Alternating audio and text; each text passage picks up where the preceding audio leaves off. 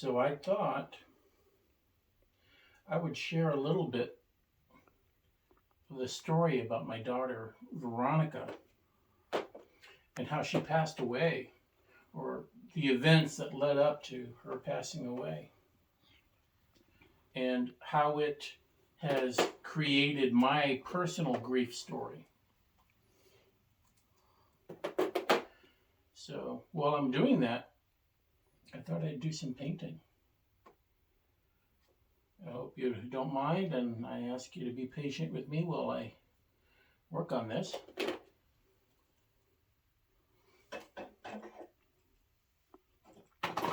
But so what happened is, um, many of you know, Veronica, my daughter Veronica, had what was called moya moya, and that amounted to a congenital defect in her brain where she wasn't getting enough circulation. And it was a slow buildup. It was a slow buildup and stuff we didn't notice right away. But ultimately, we became more and more obvious that the older she got, it was obvious that Veronica was needing um, special care in school. There was cognitive issues, and she was having to require special ed classes. And unfortunately, they allowed her to mainstream with other students. So as a result, she was really able to prosper by their example. But what happened was this moya moya, it constricts the development of the carotid arteries that go up from your neck into your branching out into the side of your brain, and again it just limits the blood, the blood, the circulation development. So her body compensates. It's very typical of moya moya, where what happens is your body compensates and creates a small hair-like cluster of arteries in the front of your brain. And as a result, what this does is it's your body's way to try to compensate for that blood loss. So for Veronica, we didn't notice initially. I mean, we thought she was just a happy little girl going about her life, but we noticed that she was having some difficulty, and at first we dismissed it. Case in point, her she didn't learn to walk until after she was a year old. And there are people, of course, who would say, well, that's no biggie. There's a lot of kids who don't do that. And you're absolutely right. That's definitely the case. But as I said, this was just one of many things that became apparent. One of the things that we noticed about Veronica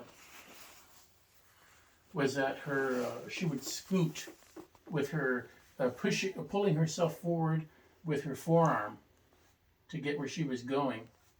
And of course, at the time, we're thinking, oh, look how cute this is.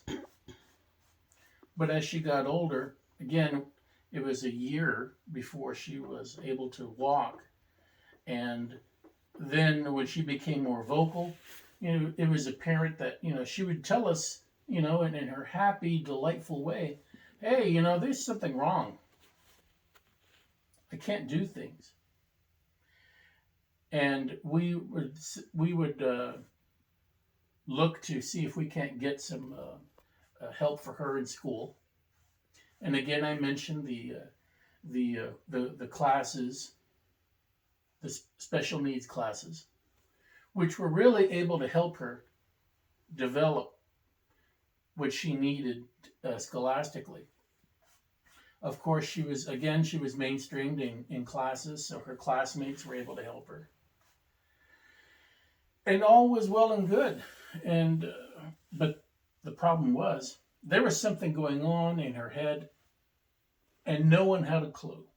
We were taking her to all of these specialists, and none of them had a clue. Well, they all had their pet beliefs, diagnoses for what was going on.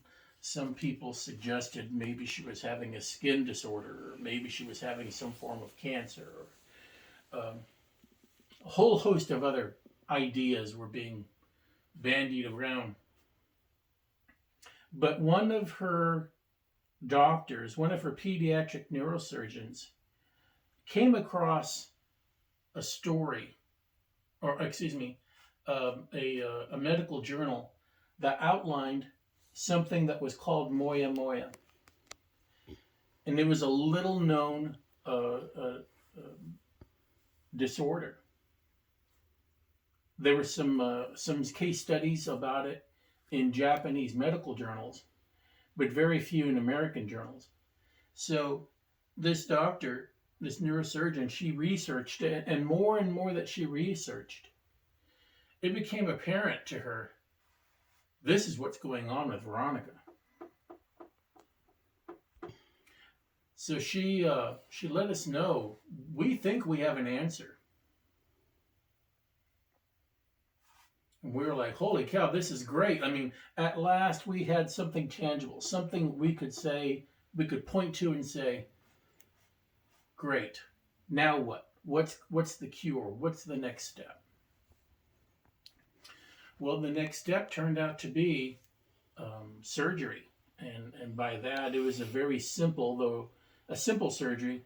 But of course, anytime anyone's baby girl or baby boy is having to do surgery, it's not going to be simple. It's going to be complicated, and you're going to be scared, and you're going to be short-tempered, and you're not going to know what's happening. And all you know is you want them to be better. You don't want them to be sick. That's any parent. And that's what we were thinking. We just wanted Veronica better. We wanted her to be happy. We wanted her to continue to have that glorious, deep-seated laugh that she always did when she was having a good time.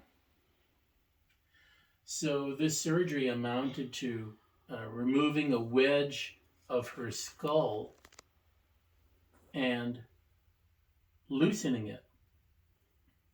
And then loosening arteries on the surface of her scalp, suturing them down onto her brain, and then replacing that wedge of bone, that wedge of skull. But there would be two notches on the end of each end of the wedge of skull, so that arterial connection would still be maintained from her scalp onto her brain. And the doctors, they told us, when we asked, what's going to happen here? What will this do? How soon will we know if something's going to happen? And the doctors told us, we're going to see positive results almost immediately. And they weren't joking. It didn't take long at all, and Veronica was able to prosper. She did so well in school, and this additional blood supply to her brain was really helping her, and she was able to move faster, physically, responding faster and better and stronger. And of course, development, or cognitive development grew, and she leapt leaps and bounds in school. She did so well. We were all so very proud of her. But I guess the problem with that is, they say, nothing lasts forever. And I came home from work one day, and I noticed that Veronica wasn't responding as easily as she used to before, and I saw her walking down the hallway. And she had visible tremors in half of her face. as she walked down the hallway to greet me and said, "Hi, Daddy," in her simple, loving, innocent way. And I tried desperately to maintain this happy face. And inside, I was dying. I was crumbling apart because I could see what was happening. And we called the doctors and we spoke to them about what was happening. And they were telling us things like, that's the progress of the disorder, which doesn't sound like an answer. It doesn't sound like anything tangible. It sounds like a cop-out. And to be honest, I don't remember what I said. I don't remember if I demanded more information or not. But what we did find was Veronica had to go back to the hospital. She had to have some therapy. And Veronica was in a position where she was having difficulty walking. She was having difficulty even talking. And on one particular day, she would look at us and she would try to talk in the hospital. It was obvious she was trying to talk. But it was more like pantomime. She would motion to us, what she was having to say or what she was having to think. But none of it was, "I'm scared. Mommy, Daddy, please explain to me what's happening." Everything that she had to say was just normal, simple, endearing things like, how much she loved us and what she was doing and how she was playing with her dolls and how she had made friends in the hospital. It was absolutely the best. The joy of a child's mind, not preoccupied with the things that adults are caught up in. And adults think about the mortgage, and they think about what cool car they're going to get, or how much of a pay raise they're gonna get, or where they're going to vacation this year, or whether or not they're going to be able to join that group or be a part of that clique group, that clique club. She was just a simple child with simple joys, expressing her love for us and for everyone around her. She quickly became someone that everyone absolutely loved being around. And I think back to the night before her first surgery. She looked at all of the doctors, all of the team of doctors who were going to be helping her. And we were with her in the hospital just before they gave her anesthesia. And she met the medical team, all the doctors who were going to be working on her neurosurgeons, her anesthesiologists, and other support doctors. And they all looked like they had just fallen out of a GQ magazine. They were absolute models. And she just looked at them all and just giggled, just like any woman would, like, wow. And it was so awesome to see. But of course, that endeared them to her too. So all the medical staff of the hospital wanted to do absolutely everything for her, the best that they could for her. And the thing that makes me really angry, and it's the thing that I think about periodically, is her case was so rare. Her syndrome, it was so rare that the CAT scans that were made of her brain were actually stolen. The medical hospital, it was a learning hospital. And obviously some medical student saw an interest in this. And it was obviously rare. It was an opportunity to learn something new. and those files just disappeared. Those images, rather, they just disappeared. So we had to take more. And our doctor, she was equally upset, and she apologized to us. And I remember telling her, you provided us with the first real answer, the first real direction to help her. And we will never forget that.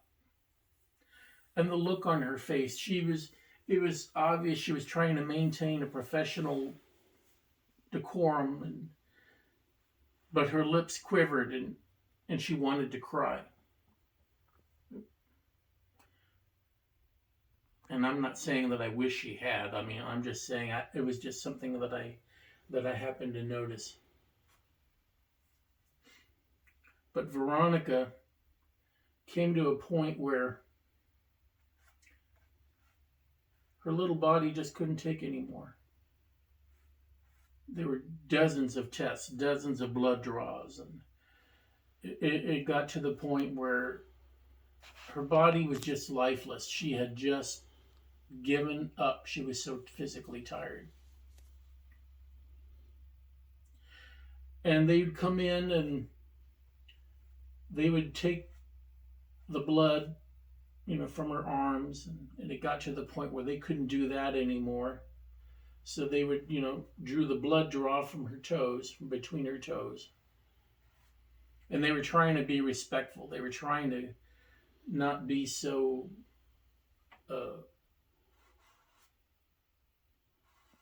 trying not to be so caught up in interfering in our life, as it were, in the hospital. But they had they had to do what they needed to do. As a parent, as a father, it would make me upset. But you can only stand by. You can only wait and see what's going to happen. But for Veronica, time ran out. She simply outgrew her blood supply. The surgery was great, and it was fun, or not fun. It was helpful in that it allowed her to do fun things. It allowed her to be happy and normal.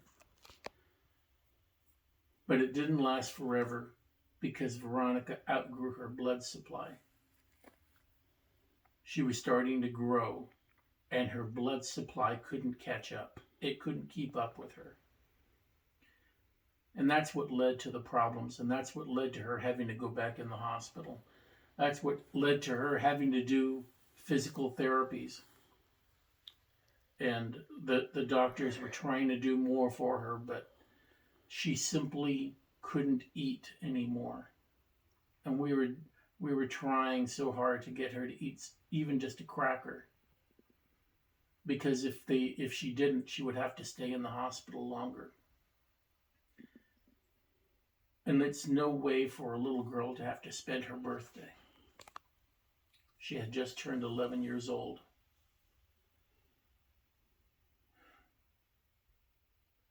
But she was her simple, loving self. Always simple, loving self. Always wanting to please everybody and please her parents. So she'd be the trooper. And she would try to do what we asked her.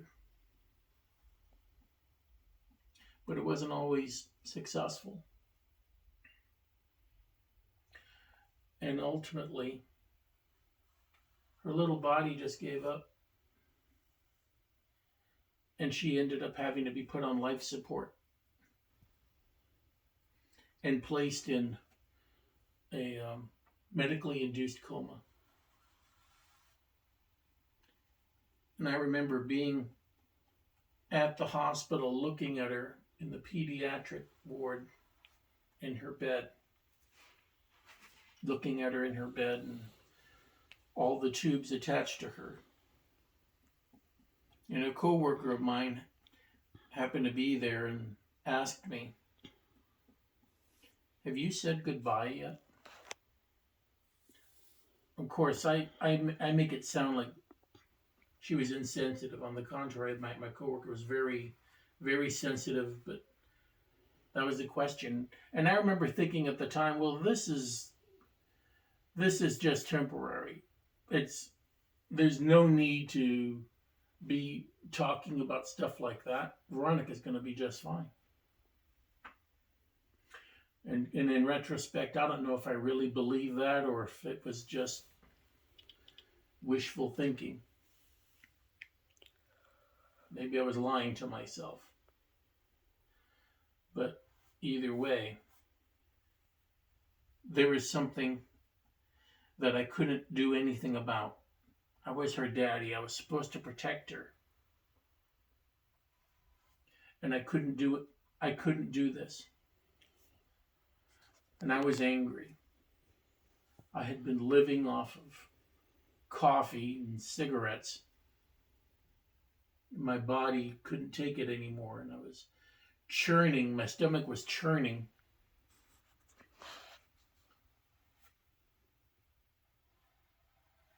And I was angry. And I went to the chapel. And I went to the chapel and I got on my knees and I prayed and I screamed at God. And I said, "Don't you do this to me. Don't you do this to my little baby girl. You take me instead, but don't you take my baby girl. She does not deserve this." And I cried. And I went back up to the pediatric ward, and I walked down the hallway, and I noticed that they had just completed the mural in the hallway. An artist had been working on a mural, and had asked Veronica what she wanted, and I think it was a Simba. I think that's what Veronica wanted. I'm almost positive. And I continued to walk, and I went to Veronica's bed, and I gently held her hand, and I looked at her as she slept, and she slowly opened her eyes and looked at me, and she didn't say anything. She didn't try. She just looked at me. And in that instance, in that moment, she didn't look like a little girl anymore. She looked like an adult. And it was almost as if she was telling me, "It's okay, Daddy. It's time." And sure enough, her doctors said, "We need to have a conversation. We need to have the conversation." And the doctor and two residents met us in a private room, Veronica's mother and I. And they told us there's nothing more that we can do.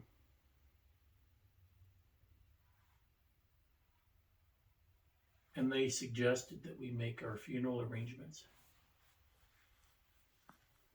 Of course, they said it far more tactfully than that, but that was the gist of the message. And I remember looking at them, and through the tears in my eyes, I tried desperately to look at them. I tried desperately to stay focused on their faces. The residents, one was a woman and the other one was a man, probably in their early 20s. And the woman was very intent in the conversation. They never said a word. They were just spectators, and obviously this was a learning opportunity for them, and I get that. But she was involved in the moment, and she was paying attention to everything that was said. The man, he couldn't do it, and he had his head down. He was trying to not be a part of the conversation or even be in the room. But her doctor, he let us know that Veronica was dying and that they were going to move her into a private room and allow us the opportunity to be with her and say our goodbyes and for as long as we wanted. And I remember through the tears, it's interesting. You try desperately to hold on to some degree of rationality, and you grasp at anything. And I could feel the tendrils of sanity and rational thinking just evaporating in front of me. And you grasp onto anything to try to hold on to your sanity, even if it doesn't make sense to anyone else. You work with what you have, what you can think of at the last moment. And I remember asking the doctor, is there anything you need? Should we be thinking about donating Veronica's organs? And the doctor, to his credit, he said very simply, no, that won't be necessary. So Veronica's mom went to the private room to be with Veronica. And I found myself wandering back to the pediatric ward, to the spot where Veronica's bed used to be. And I stood there looking at that big empty spot. The bed was gone. All the attachments and equipment was gone. And my knees gave out from under me. And I collapsed on the floor. And I tried not to cry. I tried not to scream out, because there were other parents with their children in that same ward. And all the parents were looking at me. And again, in moments like that, you try to find some sense of rationality. You try to hold on to and grasp something that'll help keep you in mind with staying in the moment. And I remember thinking, I can't do this. I can't do this here. I'm scaring these parents. As angry as I was, as desperate and sorrowful as I was, I still knew this wasn't a good idea. I couldn't scare the parents. I couldn't allow myself to scare these children. And that's when I left and I walked into the room. Veronica's aunts had dressed her in her favorite gown, covered her with her favorite comforter, with all of her favorite toys all around her. And soft music played in the background. And our family was there with her. And we shared stories of some of the funny, happy things about Veronica's life. Things that she did, things that she liked. One of the things that I will always remember is Veronica had this unusually deep laugh. And with that, when she was frustrated, she would go, "Rrr," and it was delightful to hear. It made everyone laugh. Even when she was genuinely upset, and of course she didn't like that, but you couldn't help but laugh at it. It sounded so beautiful. But Veronica loved people. She loved everyone. She especially loved children younger than herself. And and she would want to be with them. She would want to talk with them. And probably because it was easier for her to be with them than it was to be with older kids who might make fun of her. That's one of the things that I'm still having to cope with and work out, is how some children just can be so mean. Why would anyone do that to a little girl? Little children, they don't deserve that. So we stayed with Veronica, and the doctors would periodically check her vitals. They had gotten some acrylic paint and painted the palms of her hands and made imprints of her hands on paper so we could all have that.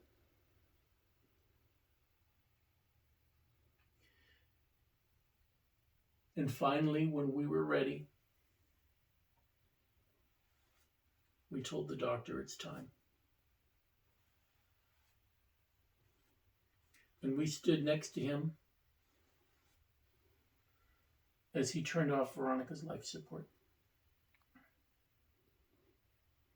And I remember her lips slightly swelling and turning blue. And that was it.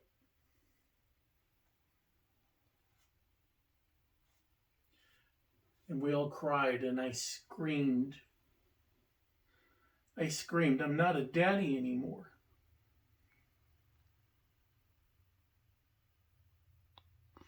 And I fell down on the floor, clutching this paper with Veronica's handprint on it. And my sister-in-law, she cried and she looked at me. She said, "You're always going to be a daddy. You're still a daddy."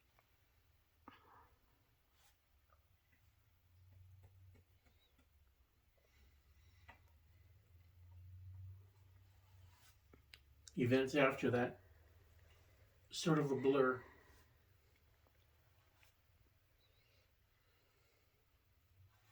And I'll talk about those next time.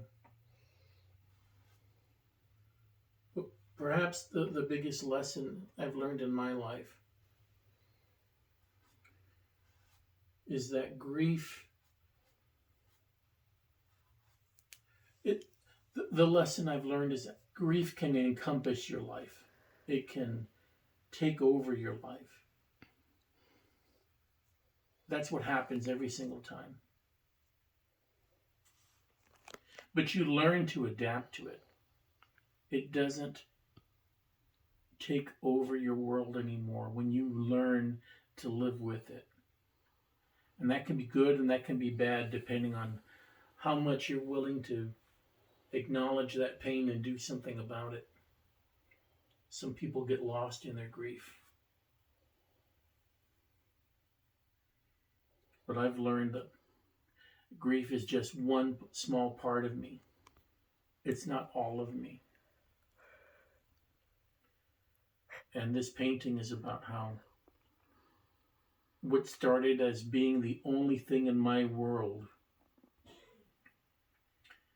is now becoming something that I'm working through, I'm working with. And there was a time when I almost gave in to the pain and the ugliness and the darkness. And then I chose not to. And now I'm going to help other people. I'm going to take the pain and the ugliness and everything that I've learned from it. I've learned how to survive. And now I'm going to help others. Others who are going through what I've gone through. Others who don't have those answers. Those people who need someone to say, look, this is what's going to happen and this is what you're going to do. This is just my experience. I don't have all the answers. I don't have to have all the answers. I've just been there before. but I'm going to help them. I'm going to walk them through this. I'm going to hold their hand. I'm going to let them know they're not alone, that they don't have to be alone in this. This is something I have to do. Grief started out as a great big ugly rock in the middle of my world. But now I'm going to turn it into something more. It's going to become a tree. It's going to become beautiful and strong and green, and it's going to provide shade to those people who are scared and angry. I'm going to turn my grief into an empowering, powerful, helpful tool.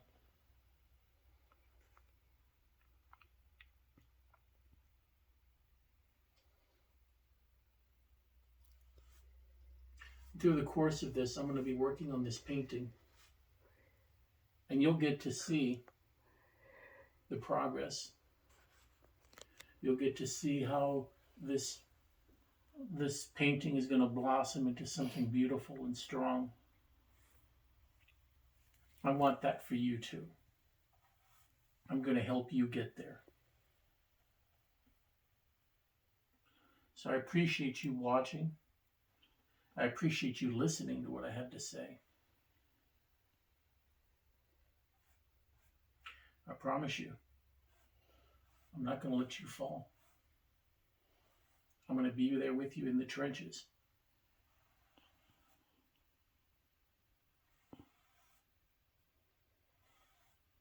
You'll see.